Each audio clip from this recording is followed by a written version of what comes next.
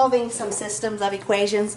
There's really a whole ton of ways to solve systems of equations. In intermediate algebra, we're just going to do 2 of the ways. If you take college algebra, we'll do more than 2 ways.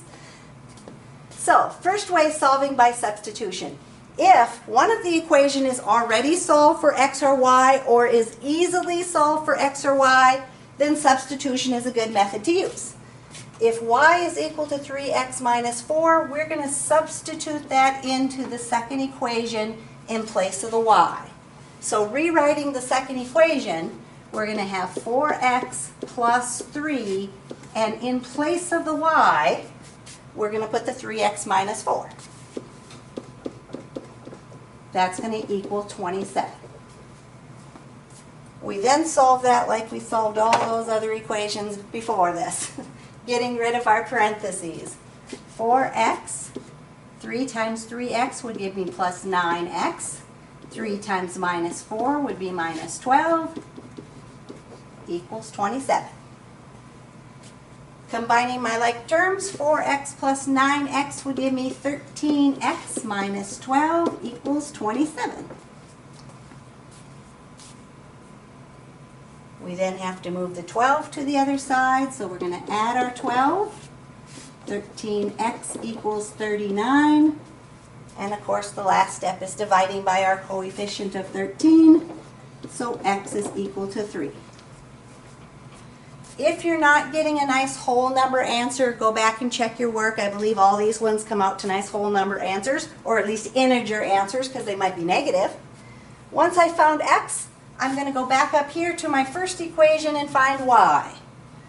Y is equal to 3 times the x value, which was also 3, minus 4. So 3 times 3 is 9. 9 minus 4 is 5. If I wanted to double check my equation, I would check it in the bottom equation, putting in the 3 for x and the 5 for y. So 4 times 3 plus 3 times 5, does that equal 27?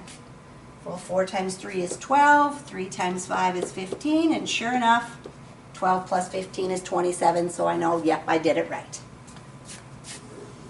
And all my scribbling, there's my 2 answers. So, solving by substitution. Number 5 then, we're going to use substitution to solve it. This time the bottom equation, the x is equal to 3y minus 18, so we're going to substitute in for x in my top equation. What should I have when I substitute in for x?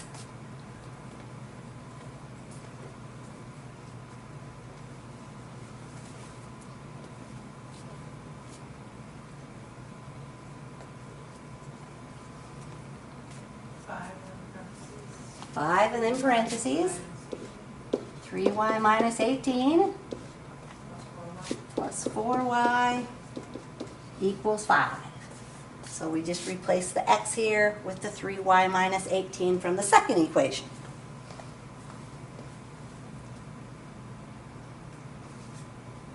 So using our distributive property, we're going to get what?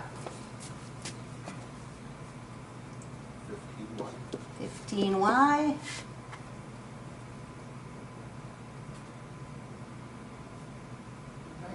minus 90 plus 4y equals 5.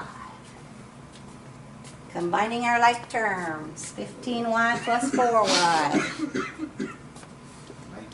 19y minus 90 equals 5. Then we're going to add the 90. 19y equals 95. And our last step, dividing. 95 divided by 19. 5 times. Good thing it came out to a nice whole number, because that's a good sign. So we got y equals 5. We still need to figure out what x is. How are we going to find x? Using the other equation. Using our other equation that says x equals 3 times the y value minus 18. So 3 times 5 minus 18 gives me 15 minus 18, which is negative 3. So x would be negative 3, y would be 5.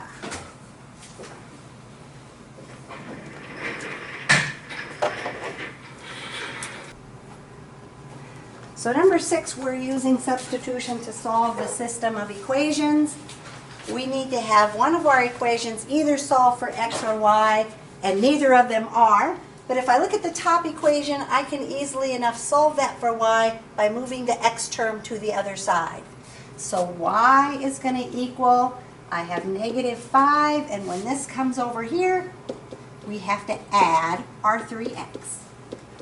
So y is going to equal negative 5 plus 3x, or you could write 3x minus 5. Either way should work. We are then going to solve by substitution. So we're going to plug this in for the y on our bottom equation.